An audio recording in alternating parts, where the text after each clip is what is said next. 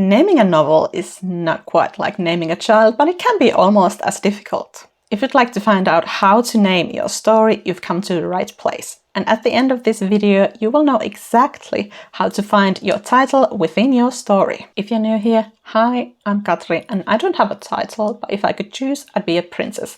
And this is Protagonist Crafts, the place for people who are kind of obsessed with the whole writing thing. And today I am pointing at you with a pen, because obviously you were asking, what does she have in her hands? It's a pen. What else would it be? But let's be real. If you're only just writing your novel or your story, you don't need to know what you will ultimately be calling it. Like, yes, you do need to have something to like name your files with, and you might want to talk about your story with other people, but just have some kind of a janky working title for it. For example, what I'm currently writing, I'm calling it The Tree Book or The Copper Beech, which are definitely not going to be the actual title, but as I'm only just writing the first draft, I don't care what I'm going to call it, and you don't need to care either if you're only just writing it. Because yes, I'm going to show you how to find the title within your manuscript, and it's definitely a lot easier to do after you have written it. But if you disagree, or if you have a time machine, for example, so you can go to the future to find the title,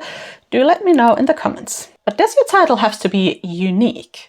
Do you have to make sure that nobody has ever used the title that you want to use for your story? And the answer is maybe, but not necessarily. It would be kind of impossible to make sure that your title is completely unique, because there are just so many books in the world, and you can't even like find information about all of them, even with internet, because they're just not all there. But if you can't find something on Goodreads, for example, something that is fairly popular and fairly recent, let's say from the past 30 years or so, that has the title that you want to use, you're probably all right. It's not illegal or anything to have the same title as that someone else has used, but it can be inconvenient. And I will tell you why in a moment, but first I want to talk about generic titles. Do you want to call your novel something like The Witch, The Journey, Killers? You might be doing yourself a disservice. First of all, when a title could be about any number of stories, you're robbing yourself of an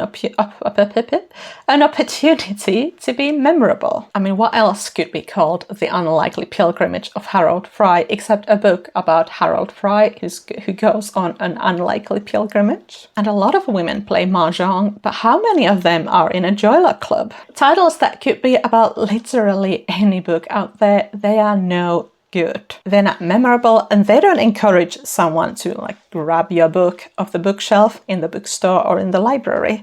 They don't create any kind of intrigue, and they don't make a reader go, I wonder what that could be about. And actually they won't be your reader because they don't grab your book at all. What's worse, and here's where a unique title also comes in, a generic title can be difficult to search for on Google, Goodreads, Amazon, or in the library database. Because you know what? Not everyone is going to remember your name. I know that SEO might not be like at the top of your mind as a writer, but I'm sorry to tell you this if you didn't already know. We live in 2025, or you could be watching this later on, but it is at least 2025, unless you've got the time machine and you're watching this from the past, in which case, I don't know, go to some other year. Maybe this is no good. You just have to think about stuff like that. How will people find you? If you aspire to be traditionally published, your publisher might also have some thoughts about your name. I mean, not your name. Well, maybe that too. I don't know, but I meant to say your book's name, your book's title. And I don't want to name names because I really appreciate and like this person, but she's got a book coming up this year.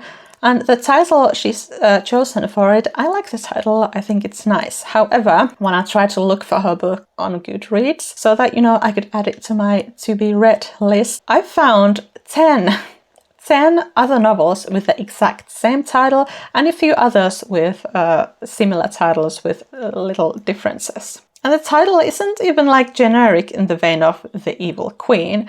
And again, I don't want to say what the title is, but it's something that is a popular activity, kind of like hide and seek. So it's like, it's not actually generic, but it's still something that a lot of people have realized, like, yes, this could be a fun title. And I just wish that someone braver than me had told her about this beforehand so that she could have maybe considered. So if your title idea is generic, how can you make it less so? Well, you could add some more words to it. So for example, The Journey. That is very generic, and what story isn't about a journey? But then you do have Silka's Journey, which is a lot better title. If Agatha Christie had written a story titled Orient Express, it might not be as interesting as The Murder on the Orient Express. You might also want to consider genre conventions. So do you want to follow them or do you want to go against them? But in the very least, you need to know what they are. So to be honest, some crime novels and thrillers, they have sort of like generic-ish titles.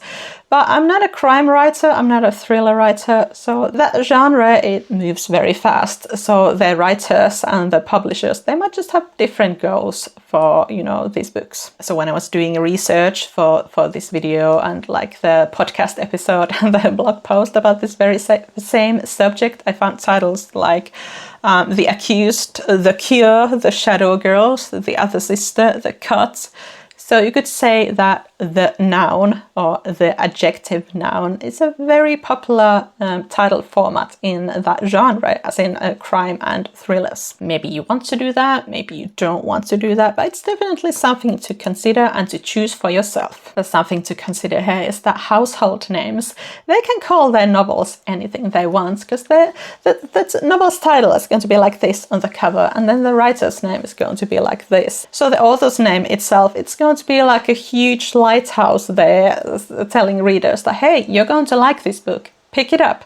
So in their cases, the titles might not mean as much, but that doesn't mean that you can do the same thing. You are not a household name yet, I think. Maybe Stephen King is watching this video just to find some inspiration for his next novel title. And yes, that was a joke. You don't need to be leaving me comments about how Stephen King doesn't know I exist. I also don't know that he exists. Who are we talking about? So finally, here are the different types of novel titles that I've uncovered, and maybe there are more that I've just neglected to mention here. Do let me know, but this is what we've got now. Your novel's title could feature a character, group, an item, or a place from your story. The theme of your story, usually in the form of a metaphor, a recurring or a significant action in your story, a direct or an indirect quote. And there's a little subcategory, borrow from existing media. So let's dig into what these categories actually mean, and let's have some examples. So let's start from characters, and there are a few ways to go about this, and I don't generally recommend like having just the character's full name or even just the first name in the title. Like, yes, I know Jane Eyre and David Copperfield, they are actual novel titles, but what classic authors did, back in their days, and what you as the modern writer are doing, they are very different things. The problem with just the name titles is that the person who's just looking at the book and hasn't read it yet, they don't have any kind of a connection to that name. So this name isn't necessarily like saying anything. One very good exception, of course, is Demon Copperhead, because first of all, it's David Copperfield, but different, but also that is a very intriguing name. What kind of a person is called Demon Copperhead? But as a general rule, this might not be a good idea to have just like first name, last name as your novel title. Of course, you can have your character's name in the title, but just have something else in there as well. And here are some examples. The Unlikely Pilgrimage of Harold Fry, The Invisible Life of Addie LaRue, The Immortal Life of Henrietta Lacks. And I know the last one, it isn't a novel, it's a non-fiction book, but I just wanted to point out this pattern. So the something something of first name, last name, that, as I'm sure there are other titles with that format as well, and I just wanted to say you might want to use it or you might not want to use it because it's being used so much. Anyway, a couple more examples. Eleanor Oliphant is completely fine. The Growing Pains of Adrian Mole. But instead of using their name, you could also describe your protagonist somehow, or maybe the antagonist. Perhaps use something more interesting though than the Evil Queen. And here are some examples. The Cruel Prince. And yes, I know that is scarcely less generic than the Evil Queen, but cruel, it's different from evil. And the adjective and the title, as in like a, prince, queen, lord, that could be an interesting way to title your story. But anyway, more examples. The Miniaturist, although it was a bit unclear to me what The Miniaturist had to do with the actual story. That was a bit of a weird book, but there you go. The Kite Runner, The Boy in Striped Pajamas. So as you can see, these titles are often the something.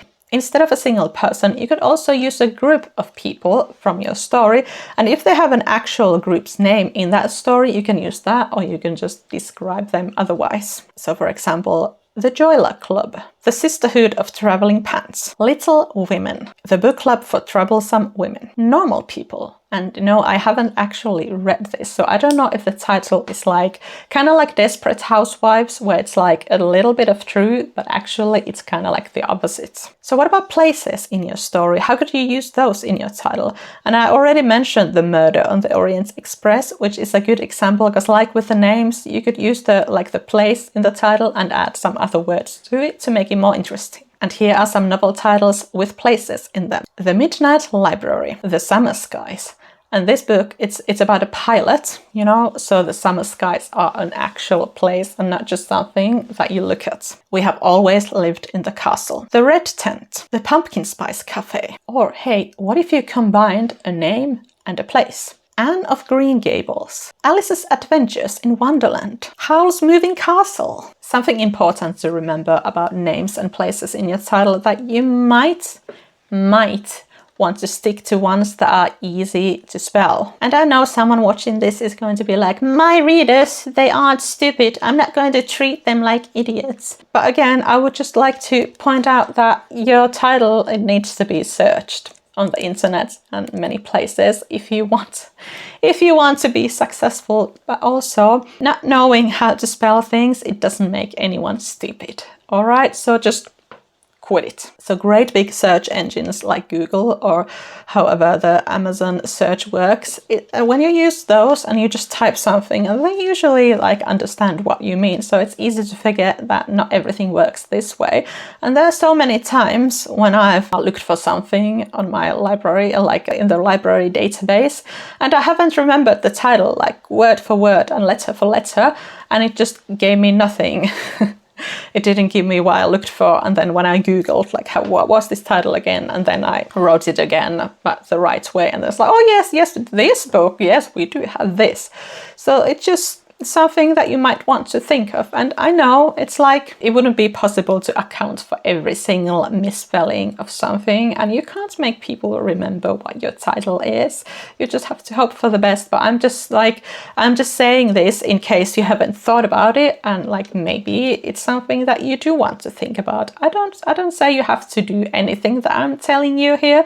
I'm just giving you some ideas and telling you what you might want to consider, but what you ultimately do, that is none of my business. But anyway, let's move on. And I spent a lot of time like trying to decide whether items should be their own category here, because usually when there's like a title, when there's an item in the title, it's usually like a metaphor for something, and we will talk about metaphors in a minute. But you know, maybe the golden fleece is just a golden fleece. So here's a couple of examples of titles with items in them. The Book of Lost Names, Cards on the Table, Message in a Bottle. And I just had a hard time just even looking for those examples. What I ended up doing, because I ran out of time, I went to Goodreads and I just typed like different items in the search bar and tried to find something interesting. And I also looked for crown, and there were a lot of novels with the word crown, like the crown, a crown in them.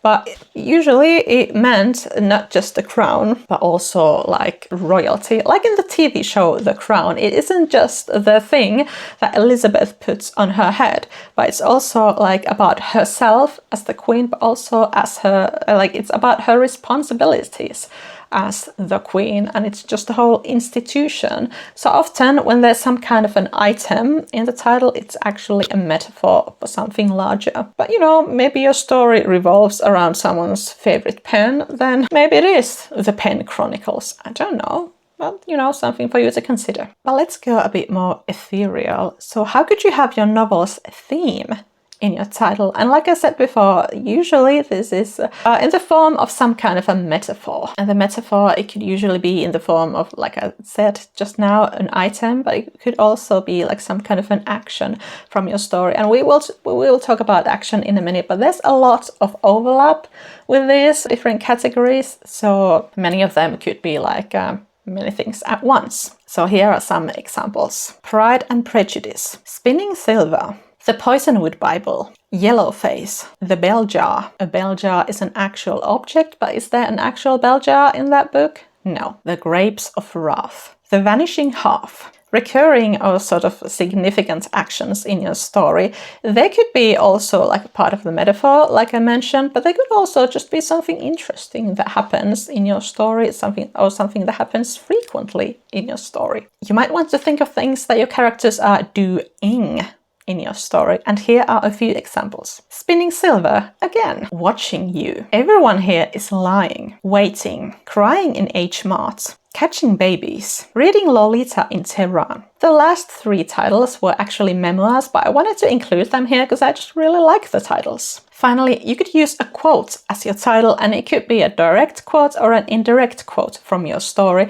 or it could be something that someone could potentially say in your story or about your characters or about your world. And here are some examples. If I stay. Really good, actually. I owe you one. Get a life, Chloe Brown.